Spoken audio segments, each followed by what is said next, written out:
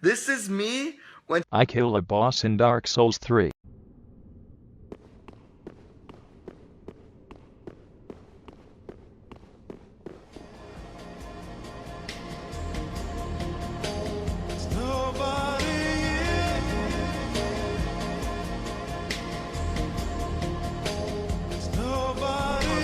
Definitely say that Dark Souls 3 is an excellent combination of Bloodborne and Dark Souls. It's like a perfect marriage.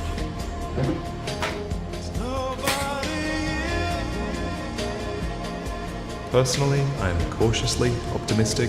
I really want this game to be a game that I can PvP in for the next year or so, because Bloodborne just didn't offer that for me. Here's hoping they get it right. I sincerely hope that they do. If you didn't realize already, I'm referring to the fact that you can't summon phantoms or be invaded after killing the area boss, and how this, along with another major change, ruined any longevity the game ever had for me. But albino, Dark Souls 1 had the same mechanic, and that game was great. That's actually a fair point, but even in Dark Souls 1, you could partially circumvent this by taking advantage of its interconnected world design, and leave bosses, like Taurus and Gaping Dragon alive.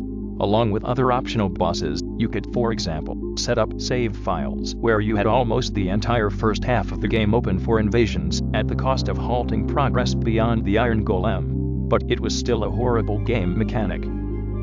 Either way, PvP in Dark Souls 1 was shit. It was a backstab fest with horrible netcode. However, it was all we had at the time. And before you say get good, even at the highest levels of play, backstabbing was an essential tactic to winning, and the only thing holding people back was their retarded honor code.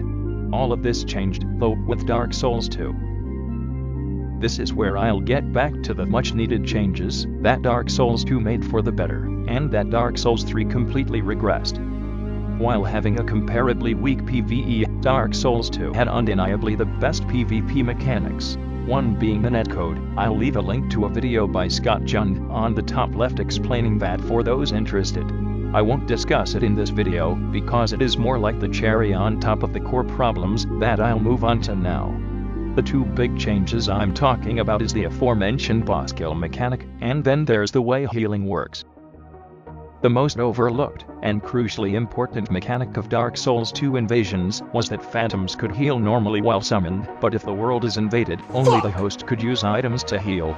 This immediately creates tension, and since the only way to heal for invaders and phantoms is through spells, fights don't really drag on for an unnecessarily long time. This also rewards players who plan ahead and come prepared when engaging in multiplayer. But in Dark Souls 3, Miyazaki and the A-Team decided to give everyone and their grandmothers enough Estus to survive until Yami Tamashi uploads another video. It's apparent that they didn't learn anything from Bloodborne, where the fights would drag on forever for the same reasons. Battles of attrition can be fun, but when everyone has enough Estus to heal themselves fully at least 5 times, it becomes incredibly stale. Not to mention how this overwhelmingly favors the host, since he can take turns with phantoms to heal.